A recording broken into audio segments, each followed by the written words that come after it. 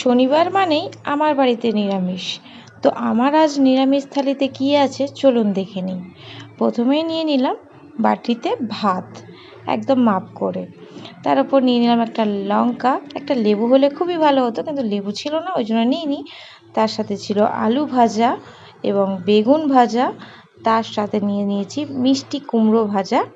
আজ নিরামিষ দিনে এই ভাজাভুজিটা একটু বেশিই থাকে। তার সাথে নিয়েছিলাম বড়ি দিয়ে লাউ ঘন্ট। নিরামিষ দিনে তো এটা বেশ ভালোই লাগে। তো নিয়েছিলাম লাউ ঘন্ট, বেশি করে বড়ি দিয়ে আজকে বানিয়েছিলাম লাউ ঘন্টটা।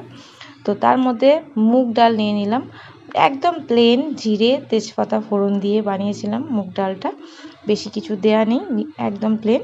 চলুন ডালটাও এবার নিয়ে নিলাম। এই ছিল আজকে আমার নিরামিষ থালি। তো কেমন লাগলো আমার নিরামিষ থালিটা আপনাদের অবশ্যই কমেন্টে জানাবেন। তো চলুন ভিডিওটা এখানেই শেষ করছি। আর যদি আমার এই ছোট্ট মিনি ব্লগটা আপনাদের ভালো লেগে থাকে তাহলে একটা লাইক করে দেবেন, আর আমার ইউটিউব চ্যানেলটা অবশ্যই সাবস্ক্রাইব করে দেবেন। টাটা বন্ধুরা।